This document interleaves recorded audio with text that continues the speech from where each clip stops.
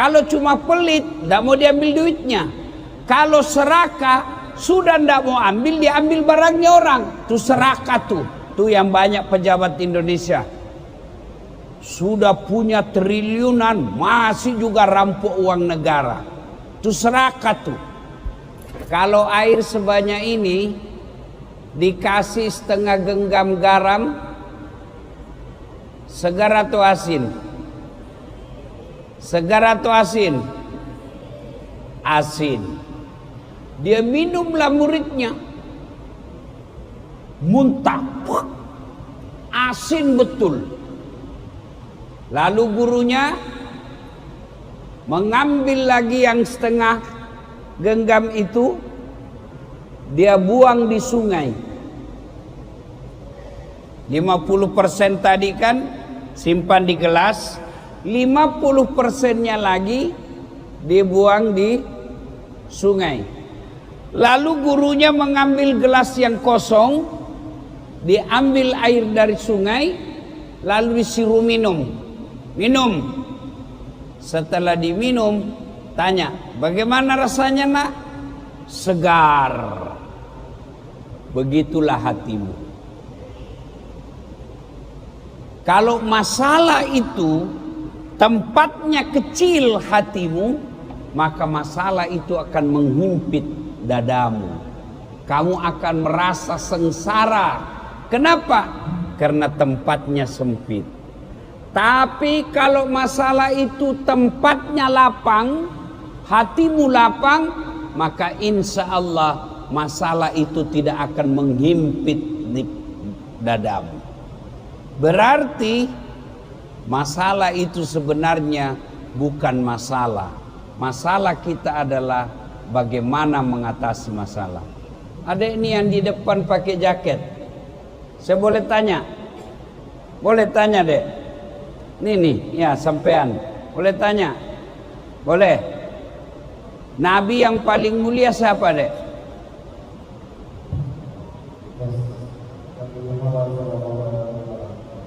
Kamu yakin Nabi ada dosanya? Tidak ada. Nabi yang paling pertama nanti masuk surga? Nabi Muhammad. Apakah Nabi pernah menyakiti orang? Apakah Nabi pernah bohong?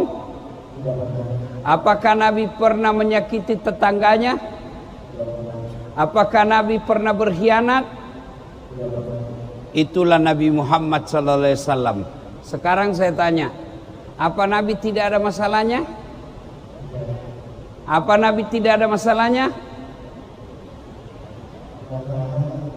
Banyak masalahnya. Itu Nabi bu, banyak masalahnya. Apalagi kita yang tukang gosip.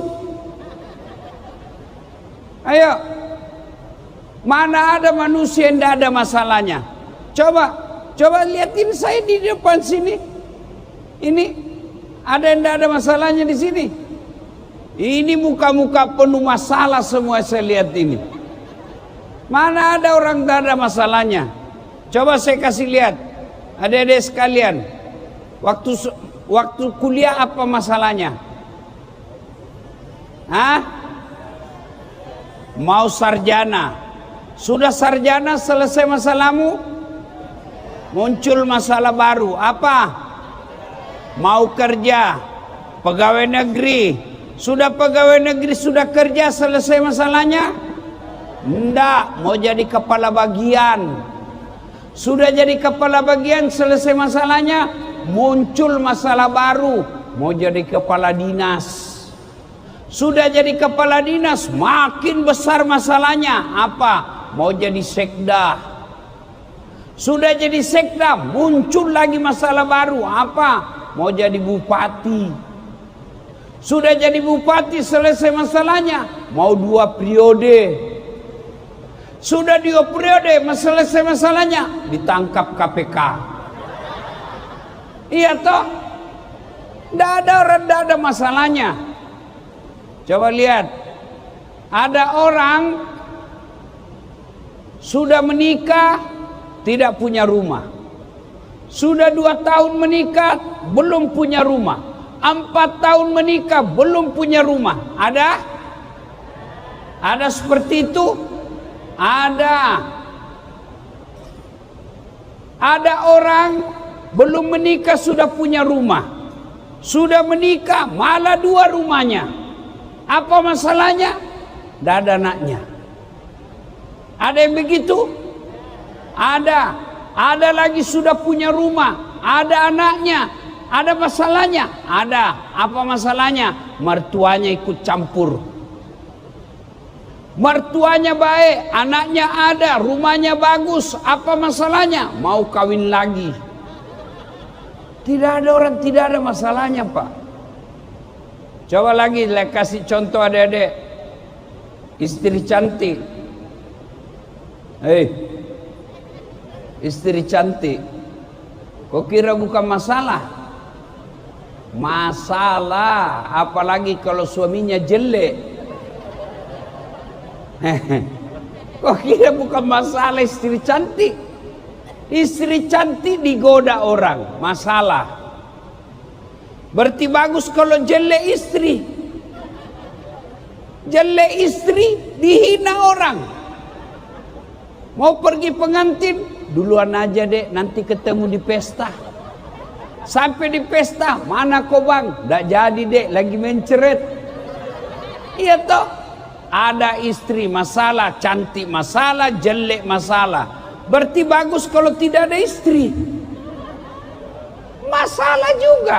Berarti banyak kalau bagus kalau banyak istri, lebih masalah lagi. Mana ada orang tidak ada masalahnya? Ini yang lagi ceramah, oh banyak masalah saya ibu. Apa masalah saya? Setelah saya viral dek, banyak janda-janda curhat. Allah karim. Nyata Ustadz, baru saja meninggal suamiku Ustadz, adakah doa-doa penenang jiwa? Saya WhatsApp lah ini, kau baca. Baru bangun ibu baca ini, mau tidur baca ini, kalau lagi sengsara baca ini. Lama-lama dia bilang, Ustadz, alhamdulillah hatiku sudah tenang, jiwaku sudah bahagia. Maukah Ustadz menjadi imam dalam hidupku? Saya bilang, mohon maaf ibu, saya bukan imam, saya penceramah. Tidak ada orang tidak ada masalahnya, Pak. Mana ada orang tidak ada masalahnya? Ada orang yang mengatakan, kenapa banyak betul masalah saya? Emang siapa kamu tidak mau ada masalahmu? Saya rajin sholat, kok ada masalah saya Ustaz? Siapa kamu tidak ada masalah? Nabi Muhammad anu mulia, tidak pernah bohong, sudah dijamin pasti masuk surga. Penuh dengan masalah. Belum lahir sudah meninggal bapaknya. Belum lahir Nabi sudah meninggal bapaknya. Baru 4 hari diambil ibu susunya. 4 tahun kembali ke ibunya. Baru 2 tahun bersama ibu, usia 6 tahun meninggal lagi ibunya. Yatim piatu sudah usia 6 tahun. Itu Nabi, apalagi kita. Semua kita punya masalah. Nah, kalau begitu, ini catat baik-baik. Ini perlu dengar baik-baik, Bu. Catat baik-baik. Adik-adik, di dunia ini hanya 2 masalah. Di dunia ini hanya 2 masalah. Satu, masalah yang tidak bisa diselesaikan. 2, masalah yang bisa diselesaikan. Masalah yang tidak bisa diselesaikan tidak usah dipikir. Kenapa? Biar dipikir tidak selesai. Ya toh ibu? Nggih. Yang kedua, masalah yang bisa selesai tidak usah dipikir. Kenapa? Biar kau pikir selesai juga. Maka yang penting sebenarnya adalah bagaimana mengatasi masalah. Nah, mengatasi masalah, semua orang punya masalah. Iya toh? Karena kita sudah sepakat semua orang punya masalah, berarti masalah kita bukan masalah itu. Masalah kita adalah bagaimana mengatasi masalah. Alhamdulillah, Allah tidak mengatakan, Das'at, kalau ada masalahmu kau profesor dulu. Das'at, ada masalahmu kau jadi wali kota dulu. Enggak. Das'at, kau jadi masalah kau jadi anggota DPR dulu. Tidak. Allah cuma minta dua. Apa ibu? Ista'inu bis-sabri was-shalah. Sabar, perbaiki solatmu, saya yang selesaikan masalahmu. Itu janji Allah, bukan janji caleg. Wah, kalau caleg bu, andai saja kita bisa dijanji surga, surga pun dijanjinya. Ayo pilih saya, sama-sama kita alumni Universitas Muhammadiyah Yogyakarta. Ada masalahmu, telepon saya 24 jam. Begitu terpilih, dia ganti nomor HP-nya. Iya kan?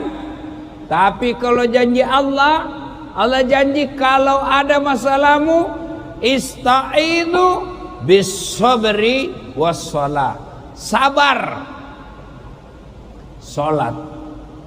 Kalau ada masalah sebenarnya, Nabi sudah bilang, semua perkara umatku ini baik. Ada musibah, kena masalah, ada persoalan dalam hidupnya, kalau dia sabar, pahala. Kalau dia senang, bersyukur, pahala. Kalau dia kaya, syukur, pahala. Dia miskin, sabar, pahala. Jadi apa? Semua jadi pahala. Yang jadi masalah, kaya, kufur, miskin, tidak sabar. Jadi dua masalah ini, dua kunci menghadapi masalah, sabar, sholat. Ibu punya, ini bapak-bapak punya istri yang cerewet. Ada istri yang cerewet? Ada. Bagaimana cara menghadapinya? Sabar. Tidak usah diajak ngomong. Biar kau ajak ngomong tidak ada gunanya. Lebih baik diam. Saya kalau istri saya sudah mulai ada gejala-gejala mau marah, saya lebih baik ambil obat tidur. Selesai masalah. Karena biar kau jelaskan tidak masuk di akalnya. Kau jelaskan satu, muncul pertanyaan dua. Selesai dua, muncul pertanyaan tiga. Selesai semuanya, dia ungkit lagi 10 tahun yang lalu. Nah inilah perempuan ahli sejarah. Maka sabar.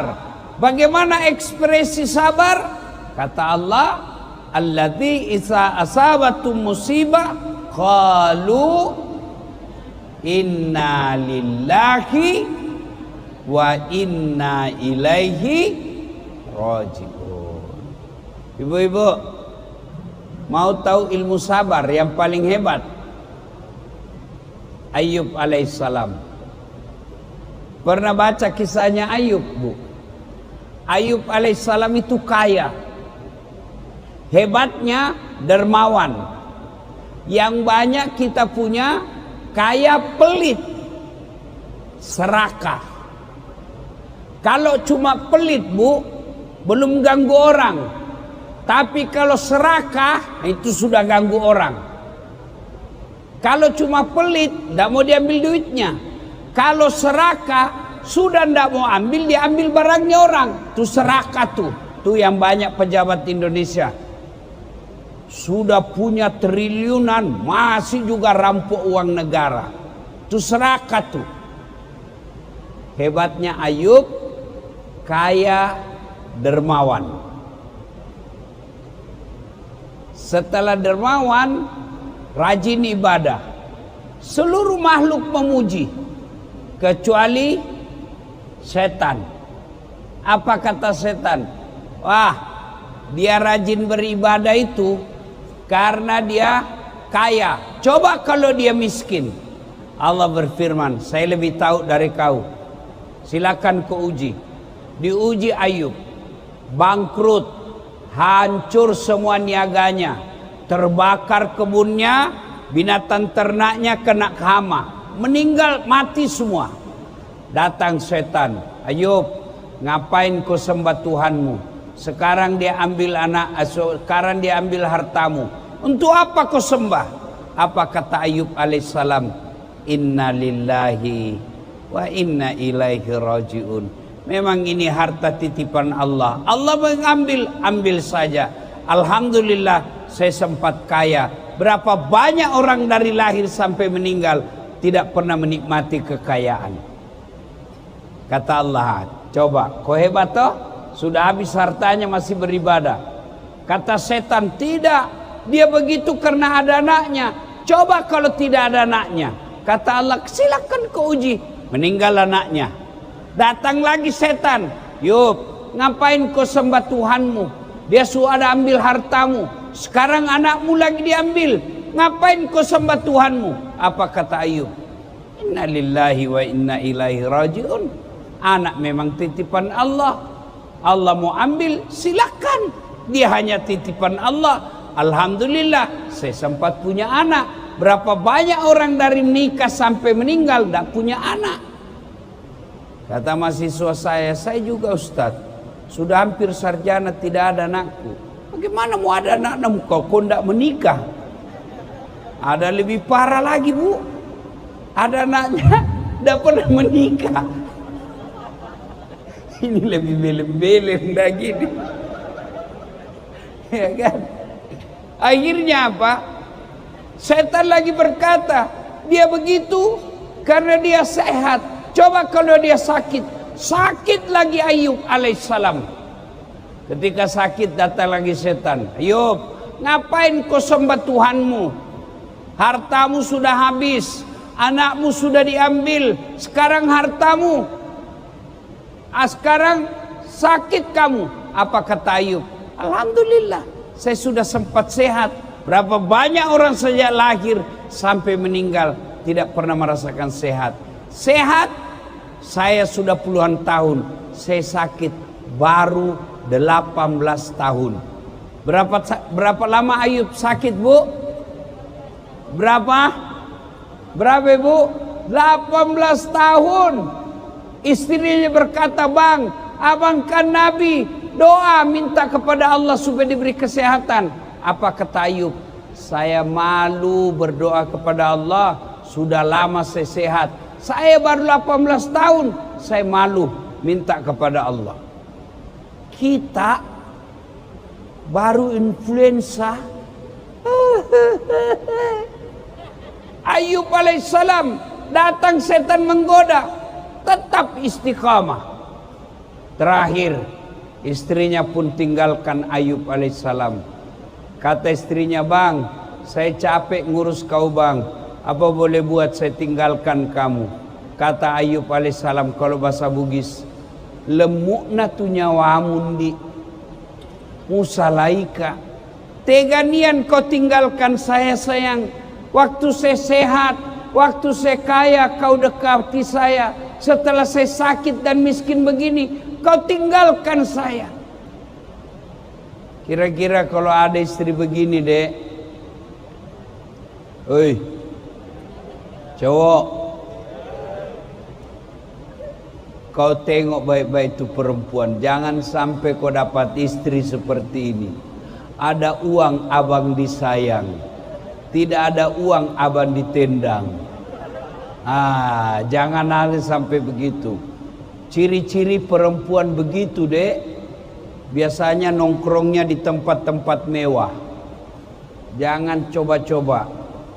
Biasanya perempuan-perempuan begini dek, perhiasannya mewah-mewah. Jangan sampai kau akan jadi sapi perahnya mereka. Ya, hati-hati. Tapi saya tema lain nanti kita bahas soal kiat sukses memilih jodoh. Lain kali itu, karena di sini bukan tema itu saya dikasih. Adik-adik sekalian, akhirnya istri Ayub alaihissalam dia tinggalkan. Tapi apa kata Ayub alaihissalam? Ya, alhamdulillah saya sempat punya istri. Dia tidak tega, dia tidak sabar, silakan pergi. Setelah itu Allah memujinya, malaikat memujinya, lalu Allah perintahkan Jibril, kau turun temui kekasihku Ayub alaihissalam, hentakkan kakinya di tanah. Dia hentakkan kakinya di tanah, dengan izin Allah keluar air seperti sejarahnya air Zam-Zam. Lalu begitu muncrat air, Allah perintahkan Ayub, buka bajumu, tutup. Setelah basah bajunya, Ayub alaihissalam diperintahkan usap seluruh yang terkena penyakit, dengan izin Allah sembuh, dan dengan izin Allah pula berniaga lalu kaya lagi. Setelah kaya datang lagi istrinya. Inilah sifat perempuan. Tapi tidak ada di sini kan, tidak ada di sini. Apa kata perempuan? Bang, maafkan saya bang. Kata Ayub alaihissalam, iya saya maafkan kau. Tapi masih ingatkan waktu kau mau pergi, saya bilang apa? Kalau kau pergi dan tinggalkan saya, kau datang, saya cambuk kau 100 kali. Akhirnya Ayub alaihissalam harus tunaikan janji itu. Ayub alaihissalam cambuk istrinya 100 kali. Caranya apa? Dia kumpul lidi 100. Tahu adik-adik lidi? Tahu lidi? Dia ambil lidi, dia jadikan 100, lalu dia pukul istrinya. Di mana dipukul? Mukanya, bukan. Mana pukul? Perutnya, tidak. Di mana? Ayub alaihissalam berkata, sayangku, angkat kakimu. Dia pukul telapak kakinya. Ini kau sudah tinggalkan saya. Boleh. Boleh seperti itu. Jangan tak. Tidak boleh ya. Ya. Nah, sudah. Itulah sikap sabarnya Ayub. Nah, Ustadz, sabar itu berat. Iya memang berat. Kenapa? Karena hadiahnya innallaha ma'as-sabirin. Allah bersama orang-orang yang sabar. Bayangkan, Allah bersama orang sabar. Sampean aja ketemu Dasat Latif sudah mau selfie. Padahal siapalah saya ini? Kau tengok saya ini jelek, pesek, hitam, ceper. Saya paling tidak senang kalau ketemu orang, ternyata aslinya kecil. Bilang ternyata aslinya gagah. Apa hebatnya? Sudah mau selfie. Saya terima kartu lebaran Pak Prabowo kemarin lebaran. Saya kasih lihat sama semua teman saya. Ucapan selamat hari raya dari presiden. Itu padahal Prabowo presiden ada masa pensiunnya. Kepada Allah. Allah yang titip salam. Siapa? Orang-orang yang sabar. Innallaha ma'as-sabirin. Bagaimana ekspresi sabar itu? Satu, ucapkan innalillahi wa inna ilaihi rajiun. Istri cerewet, tatap matanya, dengarkan dia ngomel. Kalau sudah dek, sudah. Balik kanan sambil jalan, innalillahi. Jangan pula kau tatap mukanya baru kau bilang innalillahi. Oh, tambah ngamuk dia. Iya kan? Nah, dua ekspresi sabar itu tahan marah. Tahan marah. Bapak-bapak, kalau ada di sini sudah berkeluarga, istrimu marah, tahan marahmu. Bagaimana caranya? Kalau mau pakai ilmu saya menyanyi. Kalau istri saya sudah mulai marah, saya peluk dari belakang. Bila kamu di sisiku, masih marah, ku tambah erat pelukanku, baru ku bilang, insaplah. Wah, masih ngomel. Kalau saya sudah mulai ngomong, rasanya mau marah juga, saya ambil makanan, saya kunyah, supaya saya tidak ngomel. Nah, ibu-ibu coba amalkan ini, Bu. Kalau ibu sudah rasa mau ngomel, ambil kuaci. Coba berhenti cuma. Ini marah, harus ada ilmunya untuk menghadapinya. Marah. Jadi kalau ada masalah, sabar. Yang kedua, sholat. Ustadz, saya sudah sholat, kenapa hidupku susah? Betul kau sholat tapi tidak ikhlas. Hayalah sholat, asar lagi. Nah, bertindak ikhlas. Saya sholat Ustadz, betul kau sholat tapi main-main. Mulai takbir,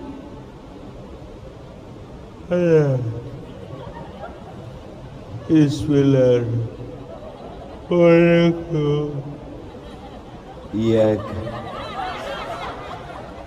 Kau ketawa karena kau bayangkan diri sendiri kan?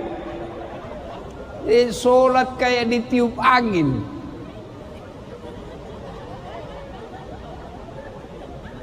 Jadi ibu, kau ketawa karena membayangkan diri sendiri kan?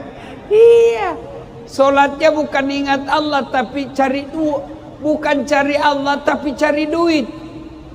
Allahu Akbar. Tadi ada duit saya ambil di ATM 200.000. Mana ini 100? Saya beli pulsa 100.000. Mana ini 100? Rabbana lakal hamd. Masih dicari tuh. Allahu Akbar. Sampai rakaat kedua masih dia cari. Begitu assalamualaikum, oh di bawah sadel. Semenjak kau sholat kau cari duit. Apalagi kalau kau takbir kau lupa kunci mobilmu, kunci motormu kau lupa di parkiran, percaya pasti kau sudah tidak sholat. Yang kau ingat kunci. Allah. Iya, wajar banyak masalah. Kenapa? Sholatmu tidak ikhlas, sholatmu main-main. Ada yang sholat tanya sama saya, Ustadz, boleh enggak sholat tidak pakai BH? Ibu-ibu di Makassar tanya saya bilang boleh, tapi aduh bagaimana perasaannya ibu ya? Apalagi kalau ibu ruku.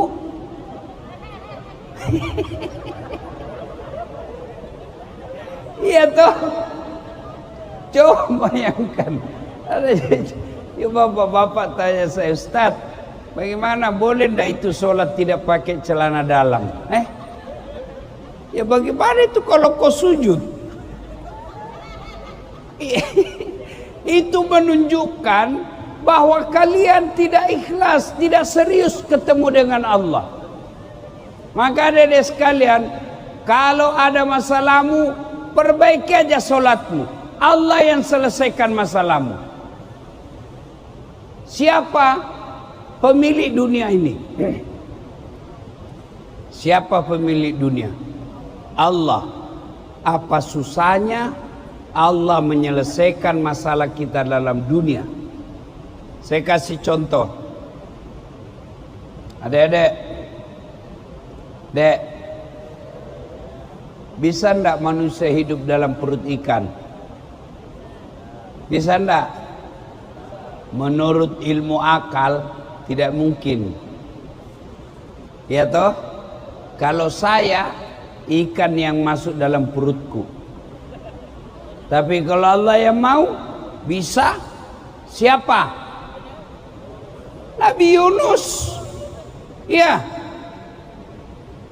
Bu, bisa enggak perempuan tidak pernah disentuh laki-laki hamil? Bisa enggak?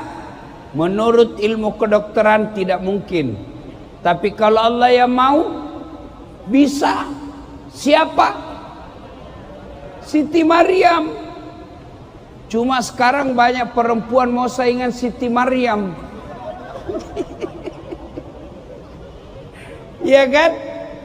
Bu-ibu, adik-adik, bisa enggak manusia dibakar dalam api yang sangat besar hidup?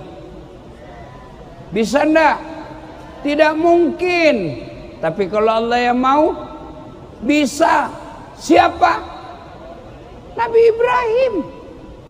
Satu hari satu malam aja enggak bangun, pusing. Iya toh? Tapi kalau Allah mau, bukan satu hari dek, bukan satu bulan, berapa? 309 tahun.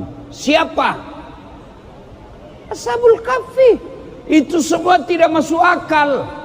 Kalau kalian tidak percaya, berhenti kau jadi Islam. Ada dalam Quran. Tidak masuk akal. Kalau Allah yang mau, tidak ada yang tidak masuk akal. Bagaimana masalah saya bisa selesai? Allah yang selesaikan. Bagaimana utang saya bisa selesai? Allah punya cara. Maka yang Allah minta, dekati saya. Cara dekati Allah, sholat. Saya kasih lagi contoh. Adik-adik, halo. Saya misal aja ini, misal contoh aja. Saya akrab dengan Sri Sultan Hamengkubuwono. Ya? Sultan, saya lagi di Jogja. Mau keliling-keliling cari orang Sulawesi, tapi tidak ada mobilku. Oh, Ustadz, saya lagi di Jakarta, tapi tidak ada masalah Ustadz, tenang aja. Beliau telepon ajudannya. Ajudan, siap. Itu ada Ustadz Dasad di bandara. Kau jemput, pakai mobil paling bagus, full tangki, kasih hadiah, kasih pembeli pulsa, kasih juga pembeli oleh-oleh. Contoh, cuma contoh ini, ya kan? 1 jam kemudian datang ajudan beliau, kasih saya oleh-oleh, bensin, mobil, lengkap dengan sopir. Selesai masalah saya soal mobil. Kenapa? Saya akrab dan kenal sama yang punya mobil. Ya, selesai. Sebaliknya, ada orang dari Sulawesi Selatan, tidak pernah kenal, tidak pernah ketemu dengan Sultan, tidak pernah dilihat namanya, tidak pernah dengar namanya, datang mendarat, Assalamualaikum, boleh pinjam mobil Pak Sultan? Siapa ditelepon? Siapa? Kapolda, polisi. Tangkap dia, tukang tipu. Tidak pernah kenal, tidak pernah tahu, pinjam mobil, pasti tukang tipu. Begitu juga dalam hidup. Tidak pernah sholat, adik-adik sekalian. Tiba-tiba ada masalah dalam kuliahmu, tiba-tiba ada masalah dalam pekerjaanmu. Kau tidak pernah sholat, sholat cuma hari Jumat, paling terlambat datang, paling cepat pulang. Orang khutbah kau tidur. Tiba-tiba ada masalahmu, ya Allah, capek sudah saya hadapi hidup ini, ya Allah. Tolong saya, capek sudah hadapi hidup saya. Allah berfirman, malaikat karena dia sudah capek, cabut nyawanya. Maka adik-adik sekalian, tidak ada susahnya bagi Allah selesaikan masalah kita ini. Dan percaya ketika Allah memberikan suatu masalah, pasti ada sisi kebaikannya. Saya sudah minta Ustadz, saya sudah sholat, saya sudah perbaiki akhlak saya sudah lakukan syariah. Kok Allah tidak kasih? Justru masalah saya datang kalah. Contoh, ini sering saya kasih contoh. Tamat SMA saya daftar akabri. Mau jadi tentara penerbang. Begitu tes fisik bu, ndak lulus. Kenapa? Ceper. Dah cukup tinggiku. Saya protes kepada Allah. Ya Allah, kenapa kau lahirkan saya dalam keadaan pendek? Kau tidak rugi jadi Tuhan kalau saya dalam jadi ketentara.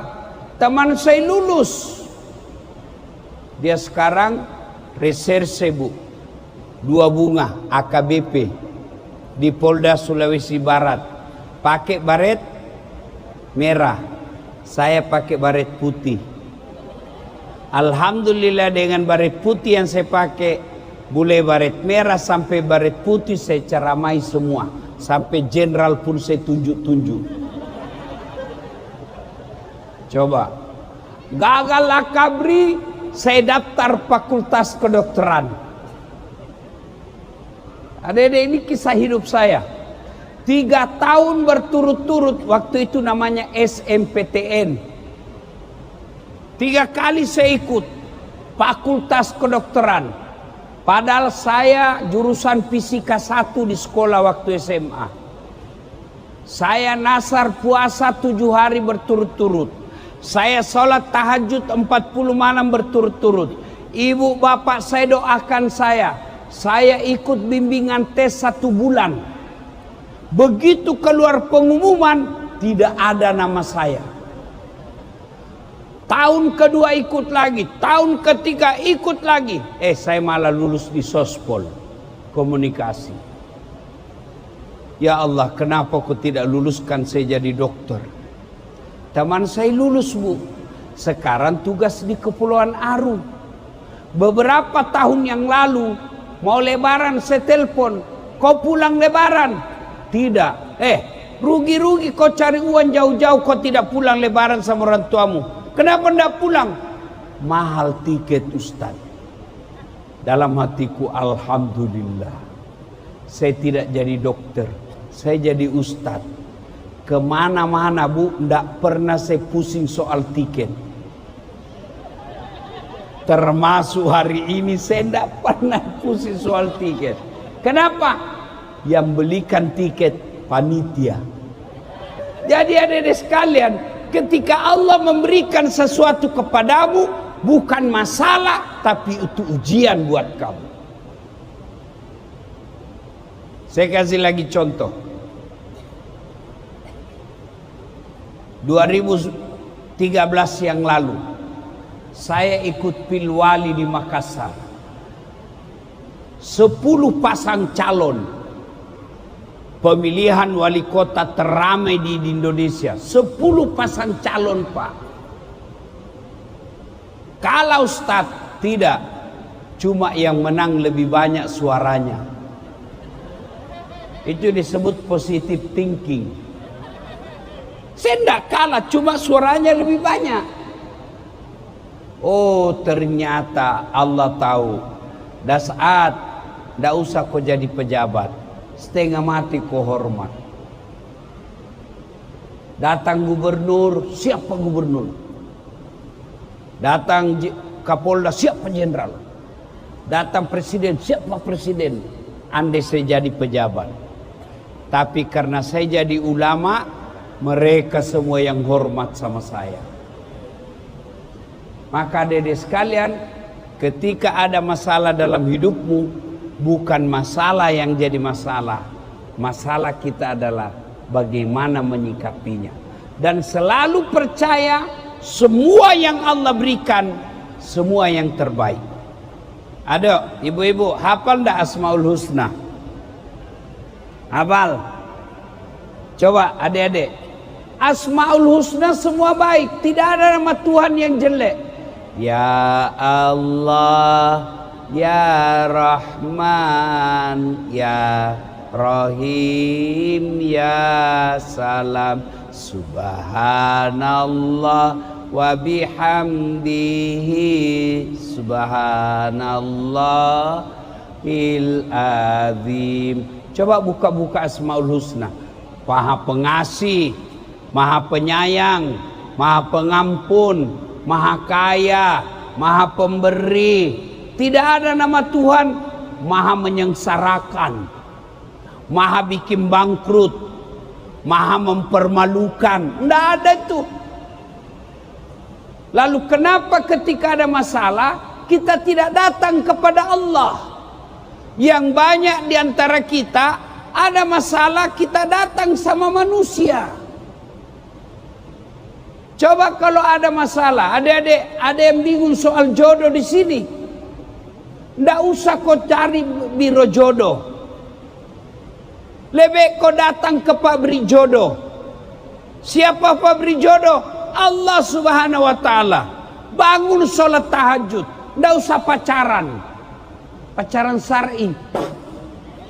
Apa pacaran syar'i? Siapa ajar kamu?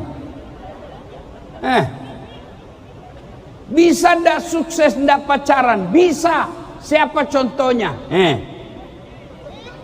Saya bu, adik-adik, istri saya itu yang selalu saya panggil Mama Nyece, ndak pernah saya lihat.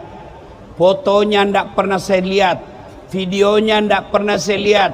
Ndak pernah saya lihat langsung. Nanti setelah saya lihat setelah akad nikah. Pacaran siapa? Dengar ini adik-adik perempuan. Jangan kau percaya mulut laki-laki yang lagi jatuh cinta. Biar dia ustadz. Apalagi kalau dia bilang ini dek masih proses pernikahan.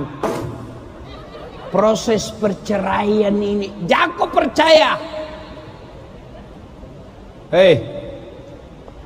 Kalau dia bilang gunung kan kudaki, lautan ku seberangi, pret, hujan aja kau sudah lari.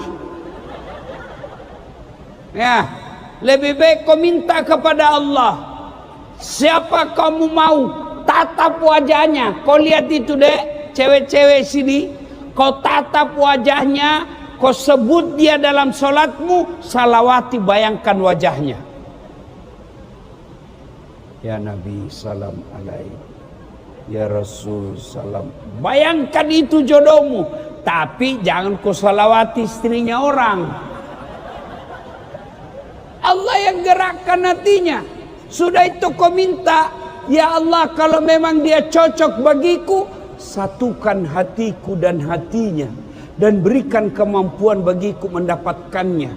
Kalau dia tidak cocok bagiku, jauhkan hatiku dan hatinya, dan berikan bagiku untuk melupakannya. Tidak usah kau jadikan status. Dia minta.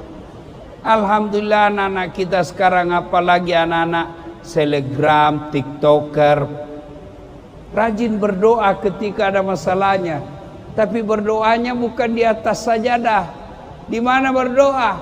Status. Ya Allah mudahkan urusanku. Sibuknya itu Tuhan mau baca statusmu. Lebih kau berdoa kepada Allah. Nah, ud'uni astajib lakum. Minta kau kepadaku, pasti saya kabulkan. Itu janji Allah.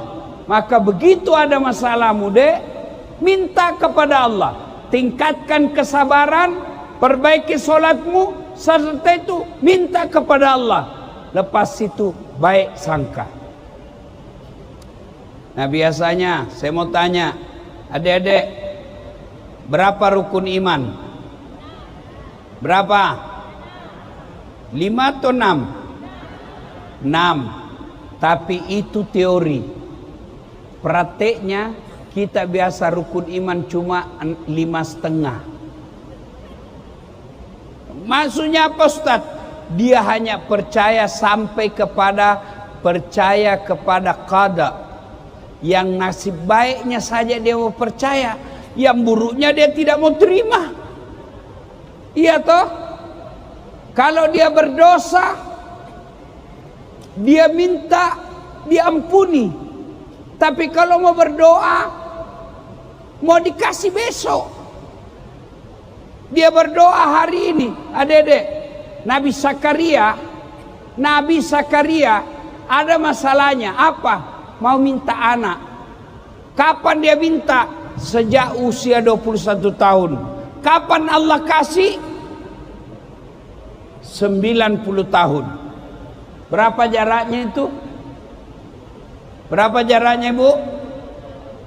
69 tahun. Nabi Zakaria, Bu, minta anak 69 tahun baru dikasih.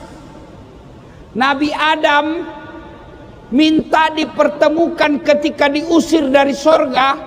Minta dipertemukan. Adam di Irak, Hawa di India. Bayangkan, waktu itu di dunia hanya 2 penduduknya, Irak, India, Adam, Hawa. Mereka saling mencari 2 orang ini. Berdoa, ya Allah, pertemukan kami, pertemukan dengan istriku, kata Nabi Adam.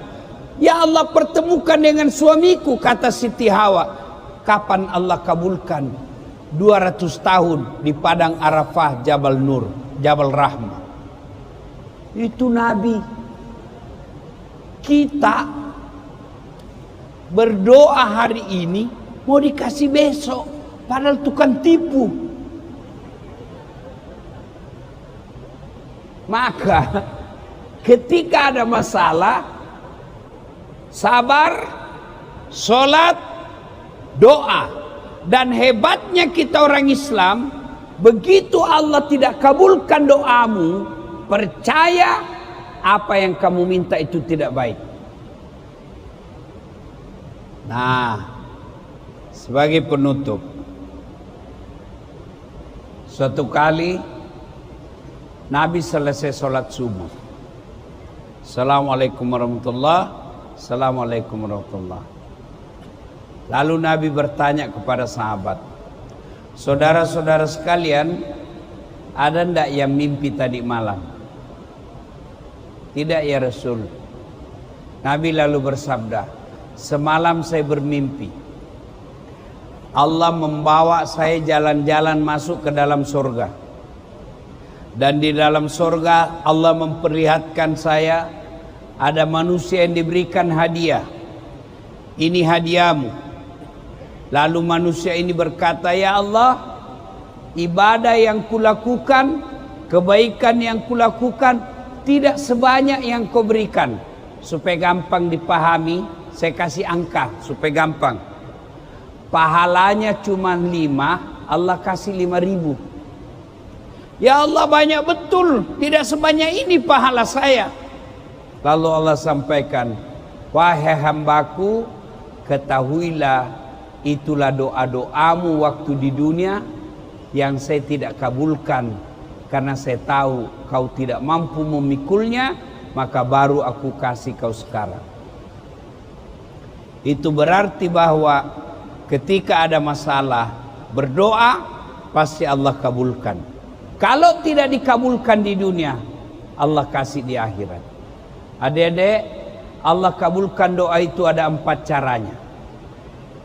1, Allah kabulkan doa kita seperti apa yang kita mau.